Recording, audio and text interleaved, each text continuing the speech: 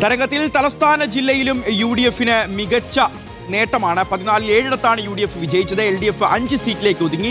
2 seat നേടിയ BJP-യും ജില്ലയിൽ സ്വപ്നതുല്യമായ പ്രകടനം നടത്തി. നേമത്ത് രാജീവ് ചന്ദ്രശേഖറും കഴക്കൂട്ടത്ത് V മുരളീധരനുമാണ് താമര ചിഹ്നത്തിൽ വിജയിച്ചത്. വട്ടിയൂർക്കാവ് തിരിച്ചുപിടിച്ചത് UDF വിജയത്തിന്റെ മാറ്റുകൂട്ടുകയും ചെയ്തു.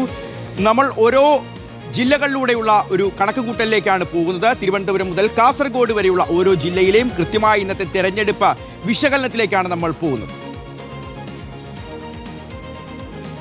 ഷിഹാസെ, തിരുവനന്തപുരം ജില്ലയിൽ കഴിഞ്ഞ വർഷം നമുക്കറിയാവുന്നതുപോലെ ആകെയുള്ള 14 നിയമസഭാ മണ്ഡലങ്ങളിൽ കോവളം മാത്രമായിരുന്നു UDF-ന്റെ ഒപ്പം നിന്നതെങ്കിൽ ഇത്തവണ സ്ഥിതി മാറി. മുമ്പെല്ലാം പറയുന്നത് പോലെ തിരുവനന്തപുരം ആരുടെ കൂടെ നിൽക്കും അവർ സർക്കാരുണ്ടാക്കും എന്നുള്ളതാണ്. അത് ഇത്തവണയും യാഥാർത്ഥ്യമായിരിക്കുന്നു. തിരുവനന്തപുരത്ത് 7 സീറ്റുകളാണ് ഇത്തവണ UDF നേടിയിരിക്കുന്നത്.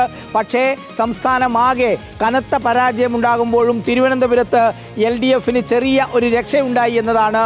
ആകെ 5 സീറ്റുകൾ തിരുവനന്തപുരത്ത് നേടാനായി. പക്ഷേ അതിലും പ്രധാനപ്പെട്ട കാര്യമുള്ളത് തിരുവനന്തപുരത്ത് 2 സീറ്റുകൾ NDA പിടിച്ചു എന്നതാണ്. തിരുവനന്തപുരത്തെ നേമത്ത് രാജീവ് ചന്ദ്രശേഖറും കഴക്കൂട്ടത്ത് V മുരളീധരനും താമര വിരിയിക്കുന്നതാണ് നമ്മൾ കണ്ടത്. തിരുവനന്തപുരത്തെ മത്സരങ്ങൾ ശക്തമായ മത്സരങ്ങളായിരുന്നു. പലപ്പോഴും ഇഞ്ചോടിഞ്ച് പോരാട്ടത്തിലേക്കും മാറിമറിയുന്ന ലീഡ് നിലയിലേക്കും കാര്യങ്ങൾ മാറി വന്നു.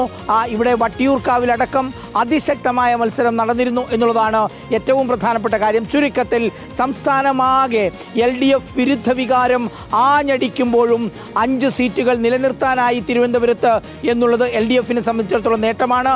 അങ്ങനെ പറയുമ്പോഴും 1-ൽ നിന്ന് 7-ലേക്ക് വളരാൻ തിരുവനന്തപുരത്ത് UDF-ന് കഴിയുകയും ചെയ്തു.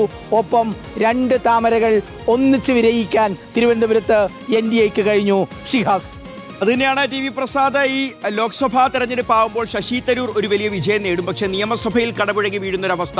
തദ്ദേശ തെരഞ്ഞെടുപ്പാണെങ്കിലും കോർപ്പറേഷൻ ഭരണത്തിലാണെങ്കിലും UDF-ന്റെ പൊടിപോടുമില്ല കണ്ടുപിടിക്കാൻ എന്നുള്ള അവസ്ഥയായിരുന്നു. പക്ഷേ ഇത്തവണ 1-ൽ നിന്ന് 7-ലേക്ക്, അതായത് 14-ൽ പകുതി സീറ്റുകളും UDF നേടുന്നു. അപ്പോൾ ഒരു ചരിത്രം കൂടി അതുപോലെ തന്നെ തലസ്ഥാനം തുടരുകയാണ്. തലസ്ഥാനം ആര് പിടിക്കുന്നോ അവർ കേരളം ഭരിക്കും എന്നുള്ളത് ഇത്തവണയും അങ്ങനെ തന്നെ ആവർത്തിക്കും.